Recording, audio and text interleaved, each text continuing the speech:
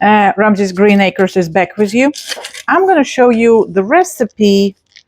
I tried it and I have a little problems with the version I actually see originally. That's why I want to make full normal video, not one of those shorts, but so I can tell you what I liked, what I didn't.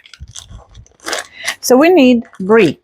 That's number one. It's actually a good appetizer if you have some kind of game going on, football game, soccer game.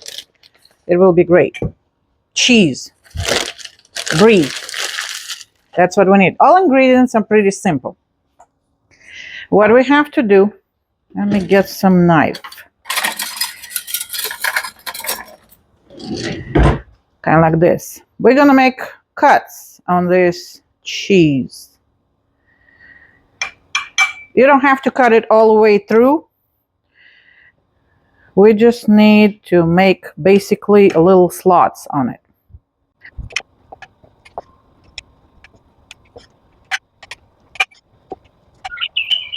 All right, here we go. So that part is done. Now, we need garlic. Number one question I have with this recipe, because I've seen a lot of people, they use fresh garlic for this, and I just slice it, or put the whole cloves in it, which I kind of not sure it will be cooked in 20 minutes, because this we're going to bake it for 20-25 minutes. That's why in my version, I'm using garlic confit.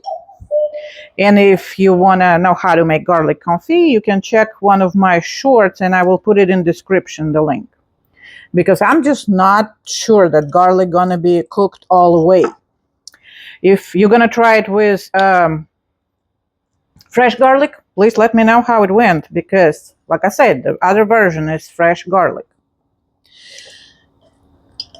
So now we basically, all we have to do, just get some of that. And my oil is so thick because it's been sitting in the fridge. Because after I made it, I just put it in the fridge. And we want the garlic in between, on top. We want it everywhere. Because that's not one of those sweet versions for brie. Because normally people put something sweet on top of it, which is still a great version. But this one is something a little different. And something nice. All right. So let me fish out a little bit more garlic here. And like I said, I'm going to leave it on top. I'm going to push it in the middle, in those cuts a little bit. It will all get there because cheese is going to melt anyhow.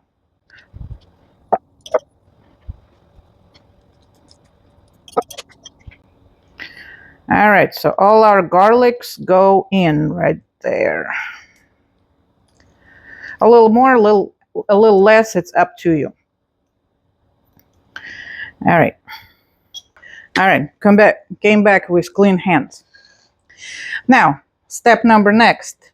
You can use cherry tomatoes, any kind, and we just need to drop them around, or you can take normal sized tomatoes and just slice them. But we're gonna use these. They're already clean. I washed them, I promise. So we spread them around. We're gonna drizzle a little bit of oil. You can use whatever oil you like, olive oil, any oil form. I'm using grapeseed. I like grapeseed. All right, a little bit. We need a little bit of salt on those tomatoes. And a little bit of pepper. Just for flavor, you don't have to do pepper. I probably will still do the salt. But pepper is optional. All right, that's spoon from my garlic. And I'm just going to toss them a little bit just to make sure that my tomatoes are covered in that oil. And I don't want to dirty another dish. Hey, if we can save dirty dish, we're going to do it. So that way, our tomatoes are covered in the oil and the seasonings. Look, if you want to use some kind of other seasoning, it's going to work too. Now, other versions, pretty much everywhere I saw, what they did, They take the bread, right? Slices of bread. And they stuck it like this. Look, I love the idea, right? Because you just do it all, organize it all. My oven is ready. You organize it all, and it works just like this, right? Because you don't have to do extra step. Now, I will recommend to make extra step because toast that bread separately if you want to, or just use crackers, whatever crackers you like. I have few versions of crackers, and I don't know which one. We're probably gonna do some toast and crackers. The problem with this sticking right here, it will toast right here on top. The part which is in the bottom gets soggy. If you don't mind soggy bread, just go ahead and do it this way. But I have a problem with that. So I'm gonna toast my bread separately, and I'm gonna do this in the oven. And this is gonna go at 350 for about 20-25 minutes, up to that range, something over there. And I will see you back in a few minutes. Okay, so our dish is ready. As you can see, all cheese is melted. And see how much liquid is in here? That's why if you left bread in there, this part gonna be soggy and not to my taste. So basically to serve it, you grab a little toast. I already have one made out. I'm waiting for it to cool off.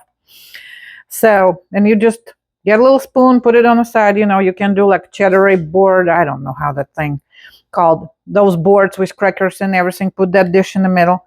Just grab a little bit of that garlicky cheese, a little bit of tomato, put it right here, and that's it's good.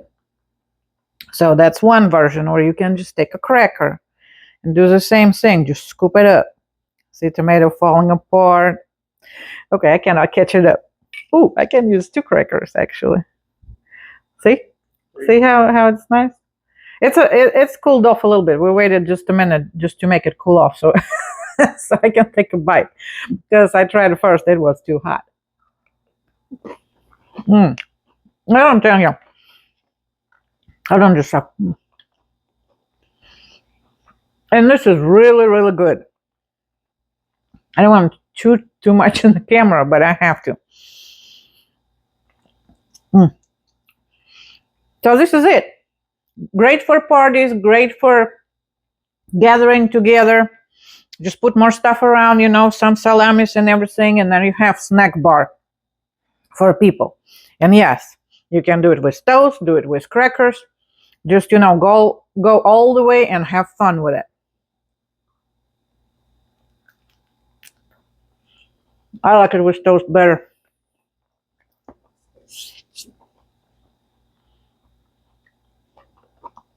Hot.